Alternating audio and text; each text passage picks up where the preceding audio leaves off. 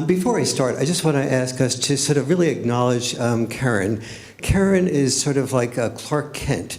She's a math teacher by day. Then she goes into this telephone booth, and she comes out and flies to be in charge of the American Freedom Alliance. She is so wonderful to deal with on the phone. Let's all stand up and give her a standing ovation.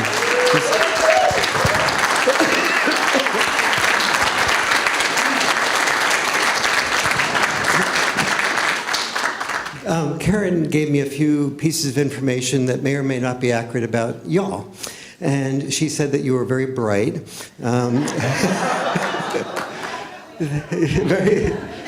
that you really appreciated hard data, not just soft, sort of social sciencey woo-woo things, that you actually took notes and thought about what was said. And so I changed my presentation to focus on giving you really good hard data and to work with and everything that I'm saying here, I will not give you the background for. It's all in the 1,000 or so footnotes in the Boy Crisis book if it concerns you to dig deeper. But I want to at least give you some of the headlines of what I've been observing in the last 10 years of doing the research for the Boy Crisis. First, we asked the question, I always hear the question asked to the effect of, are school shootings the result of family values? Are the result of mental illness? Are they the result of violence in the media? Are they the result of violence in video games? Are they the result of our kids just having access to guns? Well, our daughters are exposed to the same violence in the media, the same violence in video games. They live in the same home with the same access to the same guns. They have about an equal amount, a little bit varied, of mental illness.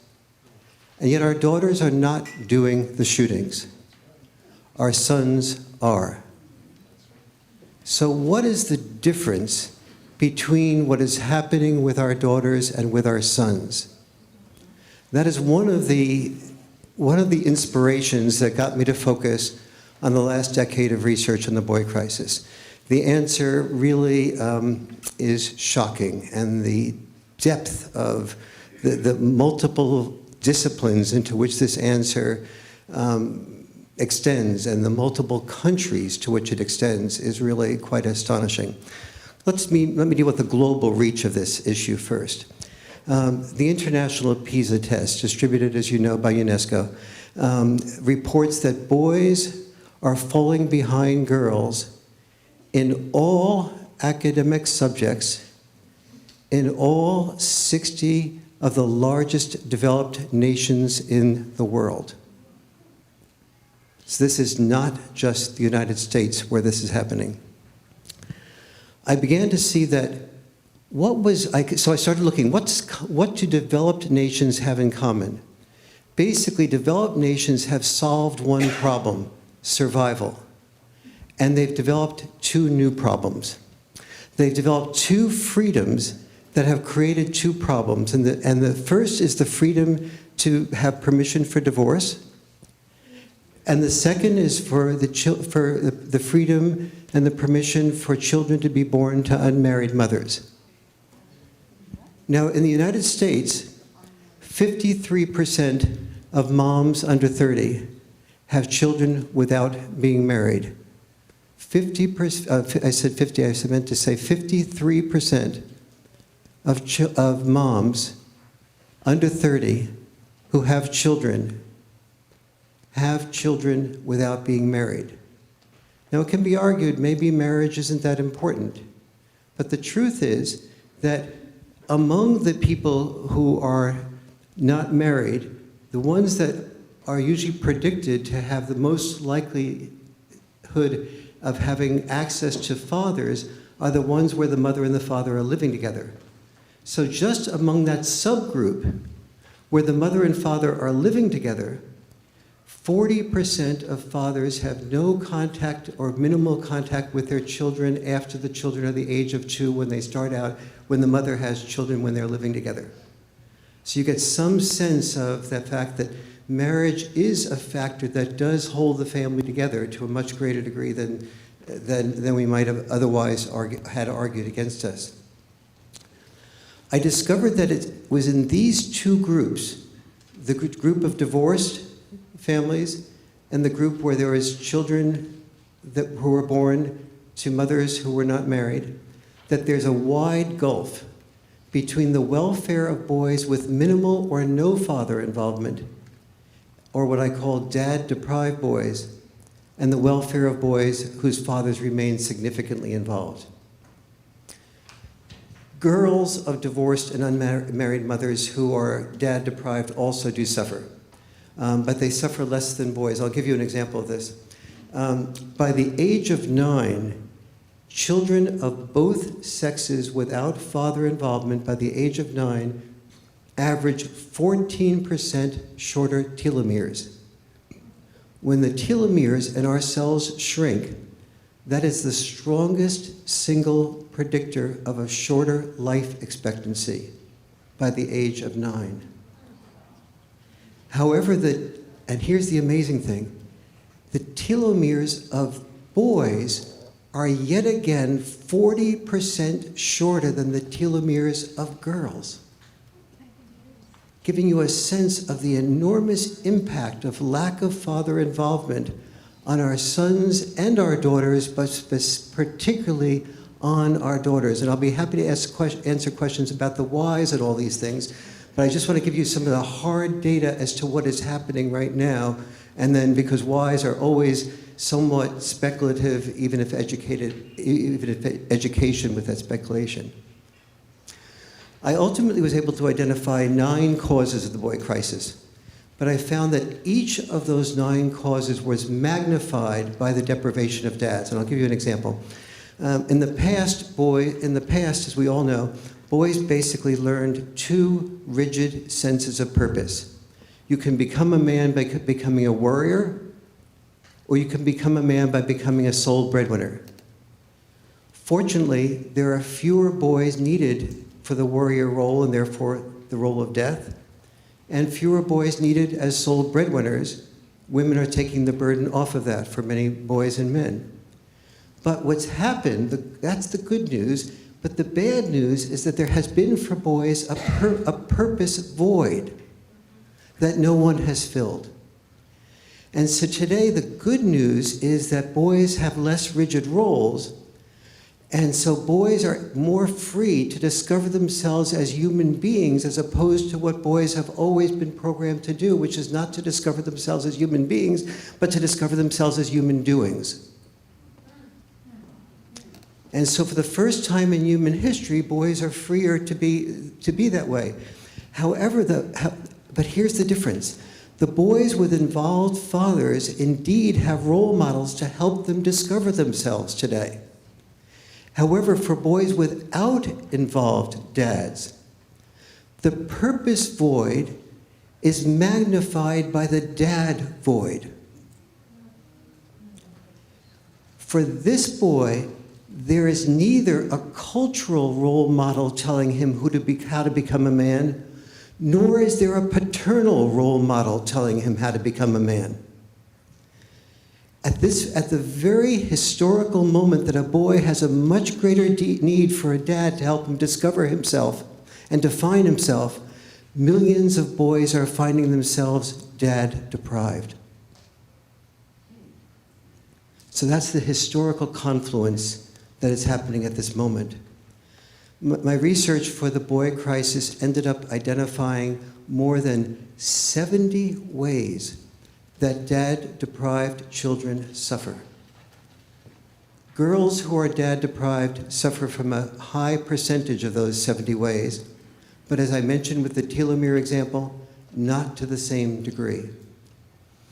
However, the women's movement created what I would call the multi-option woman. It expanded the options of middle-class married women from the old raise children full-time to 3 options: raise children full-time, raise money full-time, or do some combination of both. Girls may suffer less from dad deprivation, in part because girls raised primarily by moms have 2 rudders. both the multi-option woman rudder of a culture saying you can be whoever you want to be, go girl, girls can be powerful, get the wind underneath your wings, and also the mother role model, which is, so she has the same gender giving her the role model at the same time as the culture is saying you can be whoever you want to be. Boys, while the girls have these two rudders to go through the tough, rough waters of life, in contrast, the dad-deprived boys are without rudders. They're rudderless. There's some good news here. While there's all these dad-deprived boys, among the boys whose fathers are dad-involved, those fathers generally are far more involved than their fathers were, who were more involved than the fathers before them were. So we have today boys being, another group of boys who are what I would call dad-enriched. And the gap between the dad-enriched and the dad-deprived boys, I predict, will predict the future of our leaders versus our failures to launch.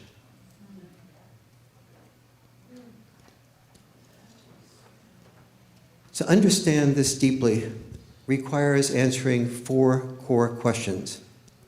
First, exactly what are the consequences of dad deprivation, or conversely the benefits of dad enrichment, that lays the foundation for school shootings? 2, exactly what is dad-style parenting? Why does it help children? And why is it so misunderstood? Third, if a divorce is necessary, what are the 4 must-dos to minimize the damage to the children? Fourth, if shared parenting isn't possible, are children better off primarily with mom or with dad in the cases of divorce? So let me work on those 4 questions. First, the consequences, and let me just share with you how hard this is for me. What Karen didn't mention is I was on the board of directors of the National Organization for Women. I believe it's fair to say I was the world's leading male feminist. And so on the board of NOW, it was very clear that I would be loved, approved of, given many speaking engagements, and therefore be wealthier if I were to come up with findings that showed that women's freedom was paramount, that women should be the ones, that the freedom of mom to decide what was best for the children after divorce, that is the freedom that women wanted, and NOW is telling me find research to find this. And number 2, the freedom for a woman to bear children without being married was perfectly fine. That was the primary freedom. So everything I'm going to be sharing with you are things that alienated me from NOW and have cost me many millions of dollars. So these were, I did not come to these conclusions easily, but here they are, nevertheless, and you can see why I no longer speak at NOW conventions or at college campuses. So here goes, the consequences of dad deprivation. I mentioned that there's more than 70 ways that boys who are dad deprived are in fact deprived. In contrast, boys who are dad enriched do better at school even when they come from poorer areas with schools that are ranked worse. They have less ADHD, and they have more empathy. We don't usually think of fathers and empathy. But as it turns out, children do not develop empathy by being empathized with. They develop empathy by being required to think of other people's needs besides their own. Dad deprivation is the greatest predictor, the greatest single predictor of a boy committing suicide. It is the greatest predictor of a boy taking drugs. Think opioid crisis. Dad-deprived boys are much more likely to drink excessively, be bullies, and be bullied. The characteristics of bullies and the bullied are highly overlapping. Dad-deprived boys are far more likely to drop out of school, be alienated, and be rudderless. The result, our prisons are basically not just men's centers, but men's centers for dad-deprived boys. These boys are hurting. And boys who hurt us. Sadly, when boys who just hurt just themselves, for example, boys commit suicide at about 6 times the rate that girls do when they're in their early 20s. When they're 10 years old, the rate is equal. Between 10 and 14, the rate goes to twice boys versus girls. Between 15 and 19, 4 times boys versus girls. Between 20 and 25, it goes to almost 6 times the rate of girls. Sadly, when it's just dealing with the issue of boys hurting themselves, the boy crisis was met with a cultural shrug. But now that boys who hurt are hurting us, we're suddenly taking note.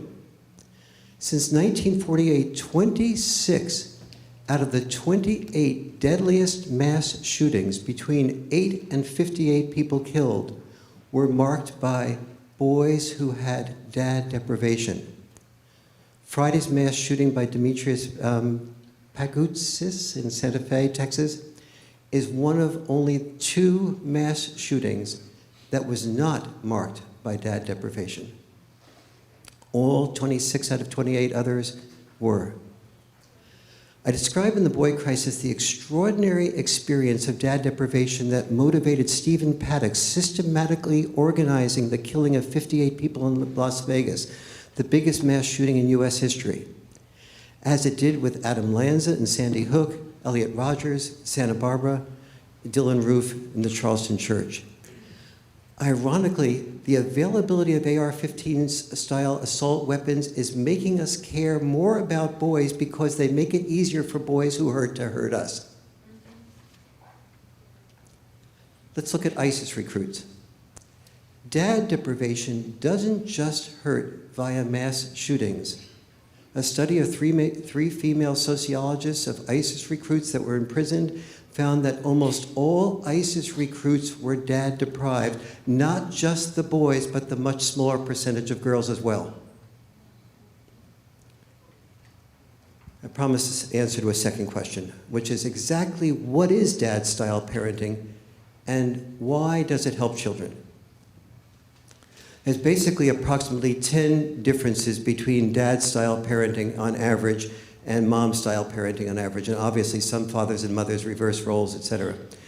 But the nature of dad-style parenting in its most frequent forms can easily lead to a mom who does not understand it to genuinely confuse dad-style parenting with a dad being abusive, insensitive, or neglectful. So let me explain. Take roughhousing, for example. Although many mothers just see a roughhousing dad as one more child she has to monitor. Few moms or dads know that roughhousing helps children distinguish between being assertive and being aggressive.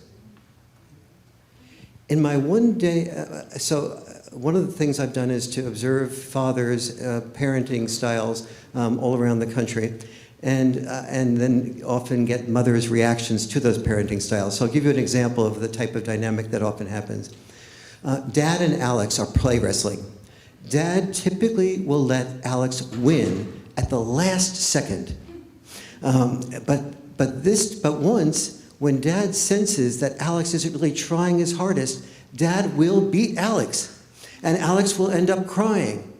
And then Dad will tease Alex about being a bad loser.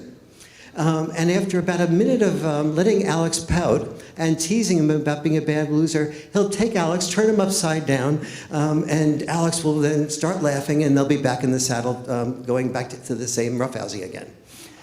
During that minute, though, Alex's mom is thinking, I could have predicted this would end up with Alex in tears. Mom is angry at herself, even feeling guilty for not fulfilling her responsibility of proactively protecting Alex. Still feeling guilt, Mom is watching as Dad continues the same roughhousing after Alex has cried. And Dad should have learned his lesson, she's sure. Moreover, she's dismayed that this roughhousing is continuing as if nothing had happened. This triggers Mom's second maternal emotion, a fierce resolve to not repeat the earlier mistake of allowing her child to get hurt. However, since she knows Alex loves and needs his father, she represses the impulse to stop the roughhousing outright and bends over backwards to give Dad a second chance. She shares with Dad how and where she believes it's safe to roughhouse and how to do it so it doesn't go too far. Mom is feeling proud of herself because she not only has worked with Daddy's roughhousing, she's bent over backwards to improve Daddy's roughhousing. Dad is feeling what? What? Yes, he's feeling disrespected and shut down. A dad rarely says this, and a mom can't hear what a dad doesn't say. But Alex's dad feels that some crying can actually be healthy if he's able to use it to teach Alex how to win in life, and how winning in life often involves losing, and then losing and moving on, and even crying and moving on. And that even if he hurts himself or even if he breaks a bone, it's not as huge a consequence as not knowing how to differentiate between being assertive and being aggressive. Ironically, when Mom is not there, Dad is more likely to nurture Alex. Why? When Mom is gone, Dad feels that each minute of soothing Alex is a minute of soothing Alex, not another minute of Mom judging Dad for hurting Alex. So he tries to cover it up when Mom's around and will be more nurturing when Mom isn't around. And the last thing that happens there is that Alex begins to sense that a little extra crying will get Mom and Dad to compete to give him a few extra goodies. Extra dessert, extra attention, so he learns to exploit the tension like water seeping into a fissure on a roof. The gap between Mom and Dad then widens further, and Alex unconsciously learns victim power, the benefits of exploiting being perceived as a victim. Now, if a mom and dad are in a custody battle, Dad often proactively snuffs his dad's style out because he fears that the children will report that they cried at Dad's, and this will be told to a psychologist and reported at the court, and then then jeopardizing his children's time with him.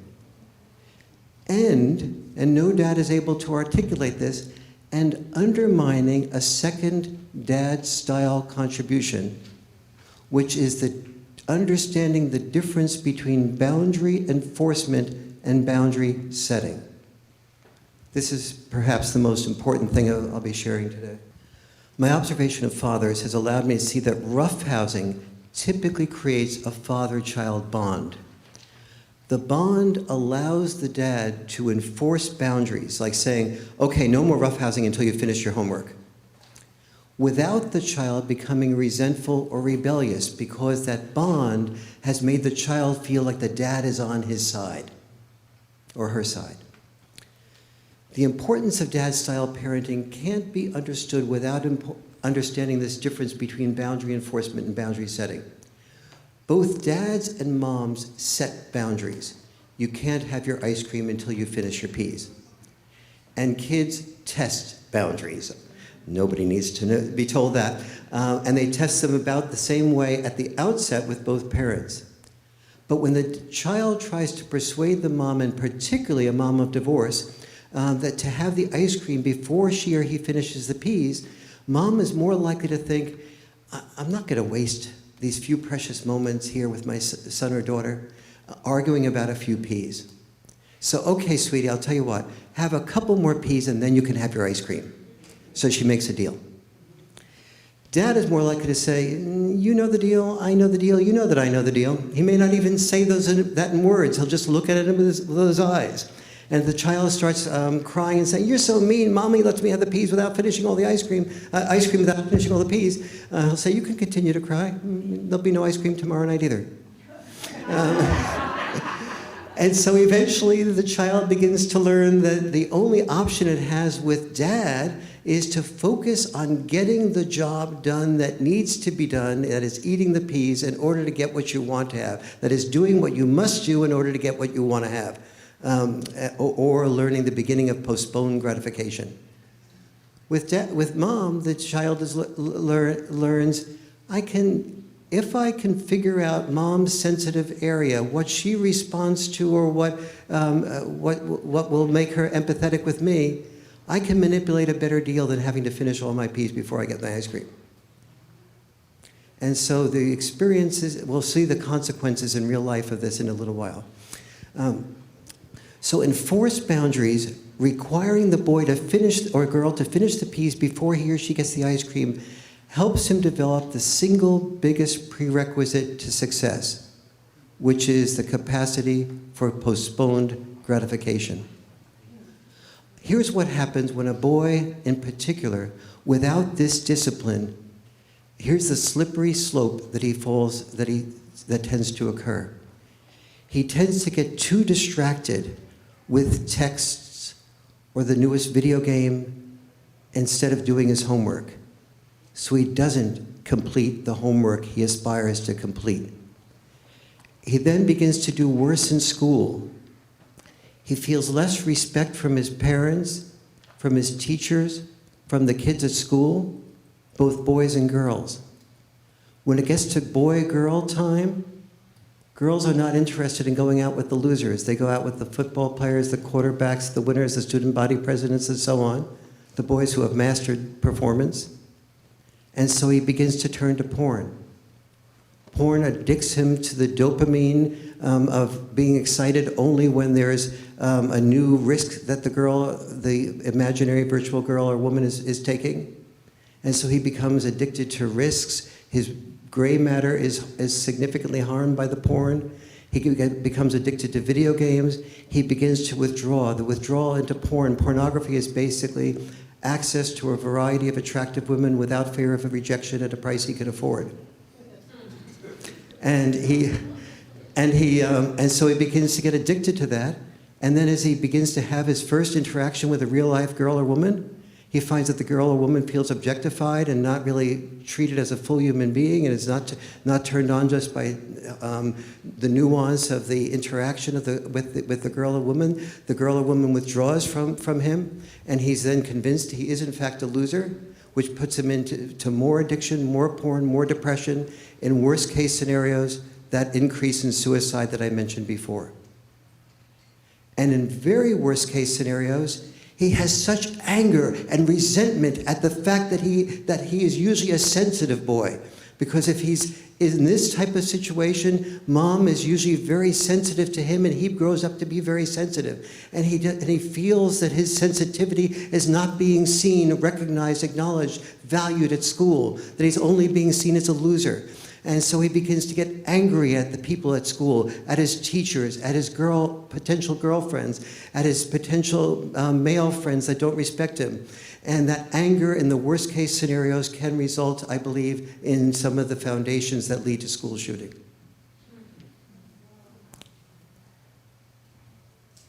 He wants to make himself invisible to those for whom he was invisible. Let's look at some of the concrete differences that happen in life as a result of lack of boundary enforcement. When children don't have boundary enforcement, they're far more likely to have ADHD.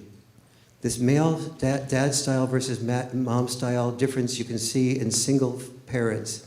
where 30% of children living only or primarily with their mom have problems with concentration, versus 15% who live primarily or only with their dads. You see the difference in bedtimes. Although a mom is more likely to set an early bedtime, single moms are more than 3 times as likely as single dads to let younger kids get away with late or irregular bedtimes. You can see why from one of the examples I was giving you before, the boundary enforcement differences. Obviously, getting to bed late creates health problems such as stomach aches, greater frequency of absence from schools, more days in the ER. These are common to children living primarily with their moms. Empathy. The amount of time a father spends with a child is one of the strongest predictors of empathy in adulthood. Teaching a child to treat boundaries seriously teaches him or her to treat the needs of others seriously.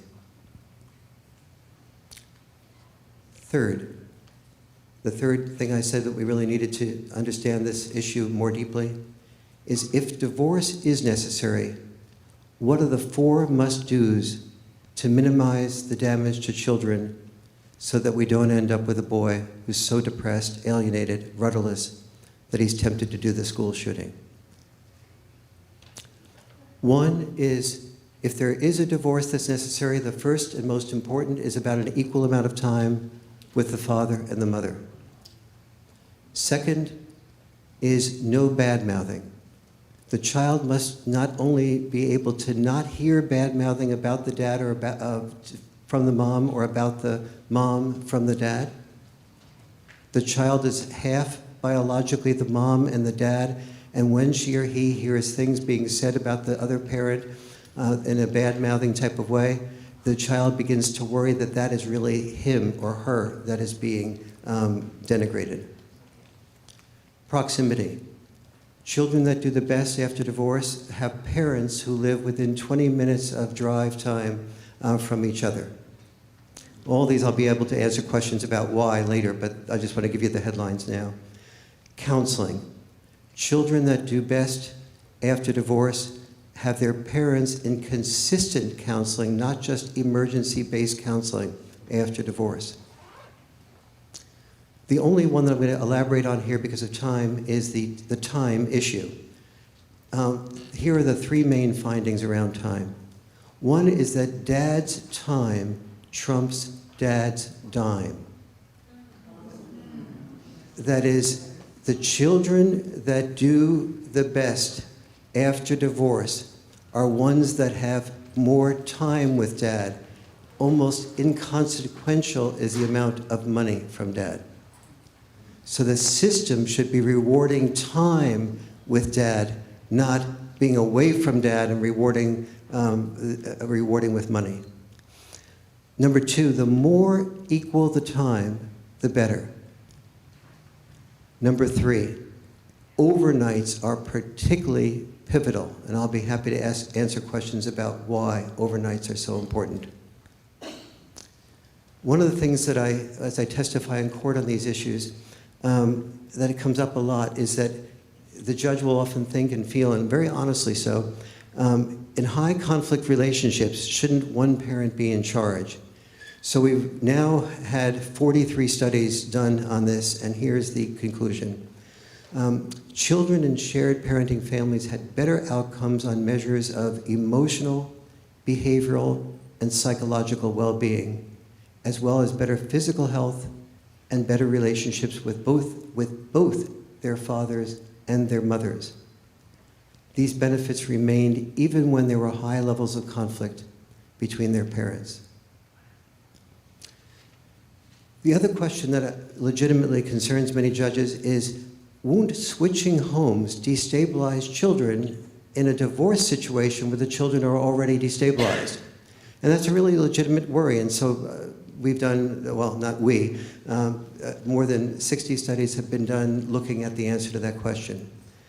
The brief conclusion is that children in equally shared parenting arrangements had better psychosomatic health, that is physical health affected by emotional and mental stresses, than children living with only one parent.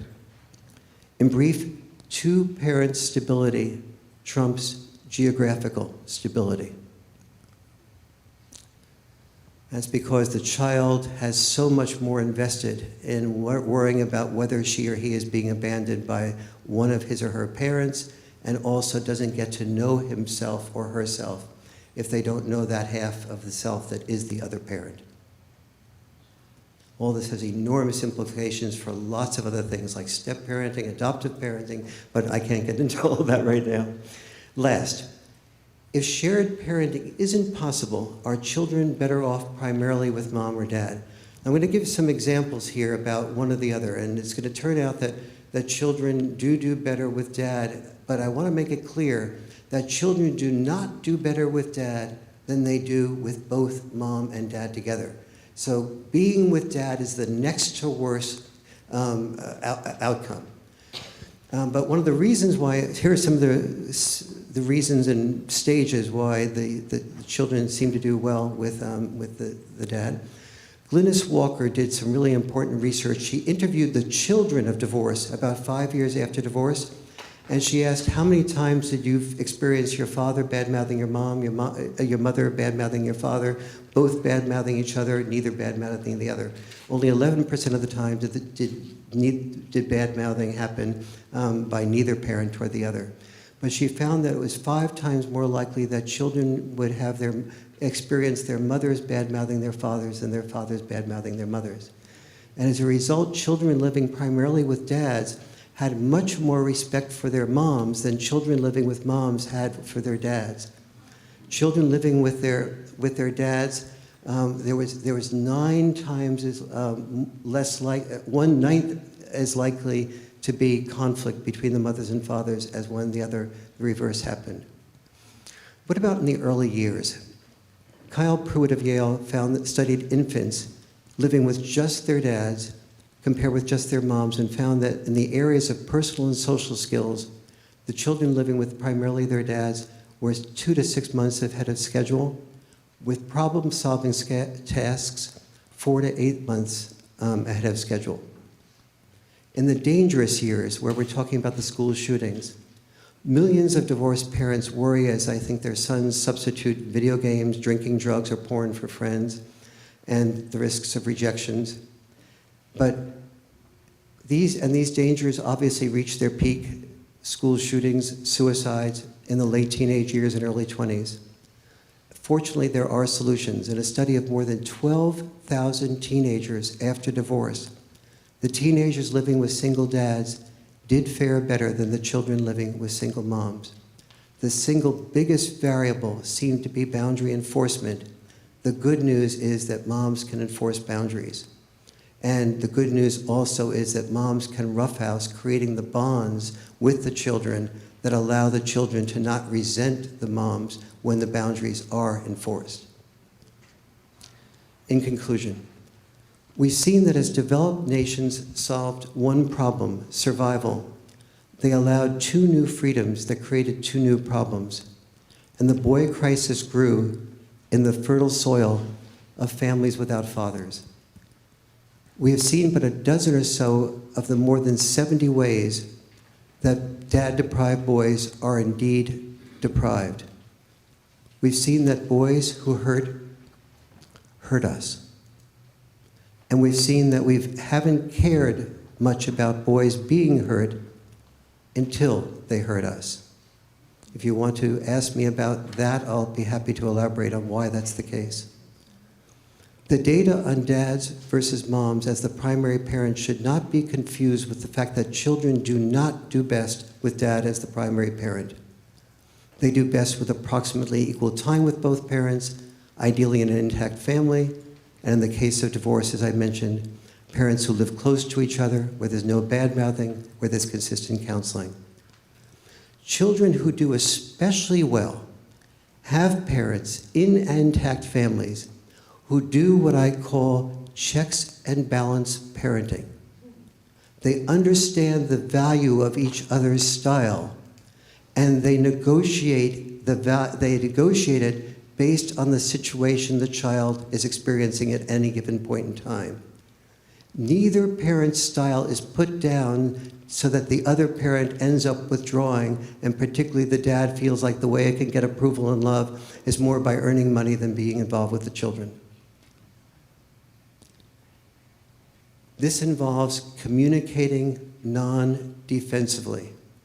The Achilles heel of all human beings is our inability to handle personal criticism without being defensive. That ruins more marriages, which leads to more divorces, which leads to more children without father involvement, and which leads to more school shooting, I believe, than any other single sequence of variables. Although our sons are damaged even more than our daughters by the loss of family or father, every boy who is a failure to launch leaves a woman without a man who is worthy of her love. When it comes to men and women, we're all in the same family boat. Whenever only one sex wins, both sexes lose.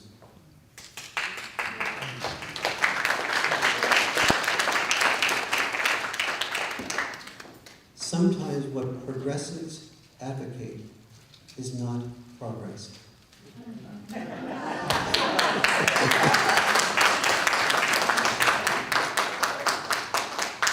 Sometimes what evolves over thousands of years in the past is also what is best for our future. Thank you.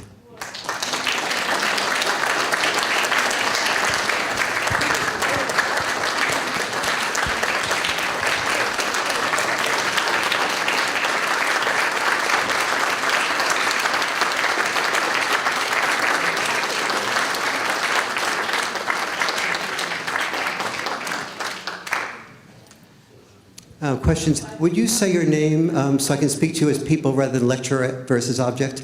Say your name. My name is Chase, and I've been interested in this topic for about 30 years.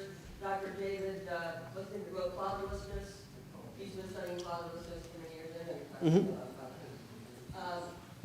So this, but it's more timely now than ever, and it's driving me crazy that it seems like the women's movement, almost all of their gains have been at the expense of men and boys. And I'm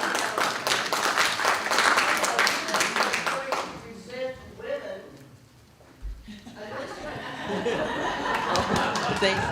I'm really starting to resent women that are either doing it themselves, like on college campuses and in academia, or just not saying anything in defense of boys.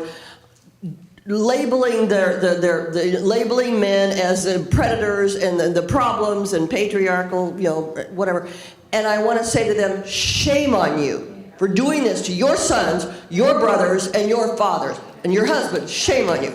So my question is, do you see, it seems like we're finally beginning to stop pandering a little bit, or that's what I want to see, pandering to the women, especially our politicians, and starting to stand up and fight back for young men and boys and fathers.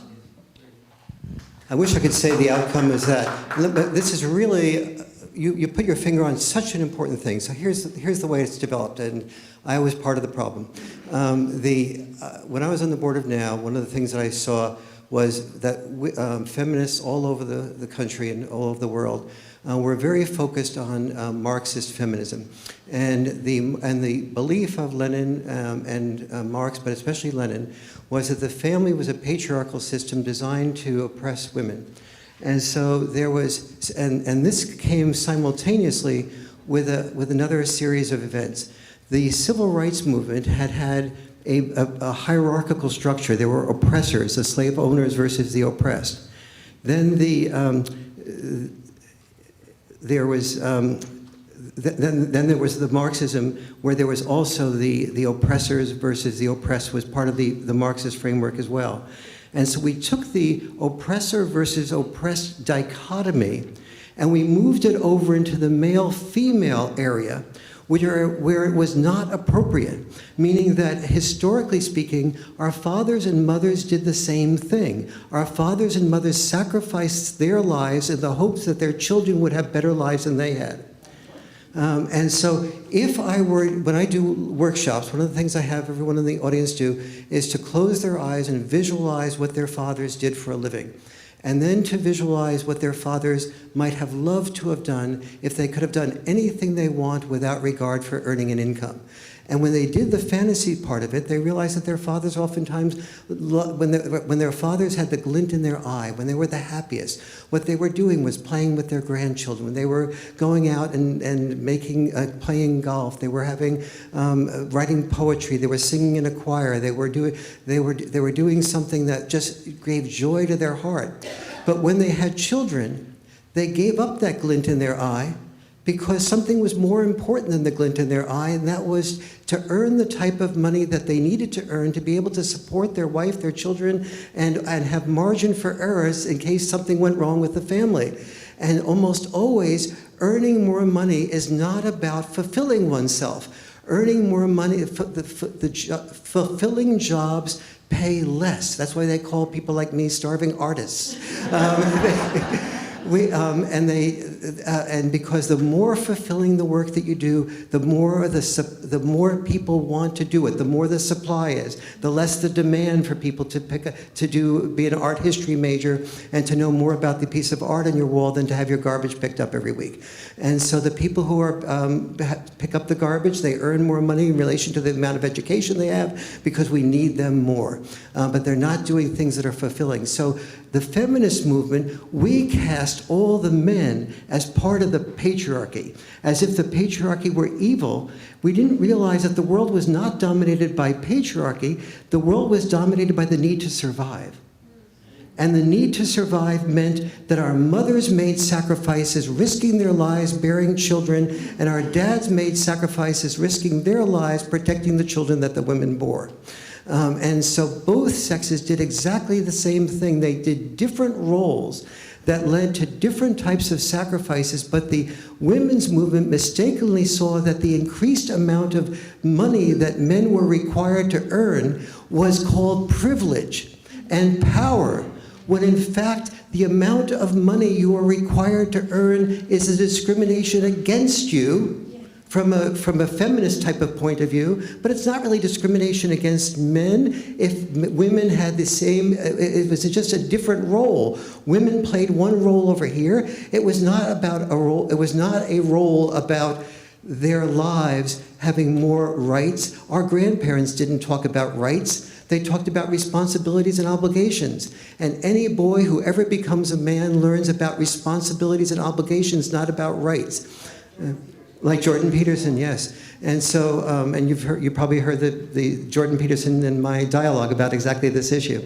So what I'm saying is that we have made a huge mistake taking the belief that men earn more for not the same work, but for males do not earn more than females.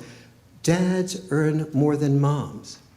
Because once men become dads, they focus their obligation on earning more so that the children can do better and that women have more options to be either full-time with the children, full-time with the workplace, or do some combination of both, which leads to women earning less and men earning more. So if that is at all creates skepticism for you, a book that I spent 8 years writing called Why Men Earn More and what the startling truth behind the pay gap and what women can do about it, that answers all the details on that particular issue there.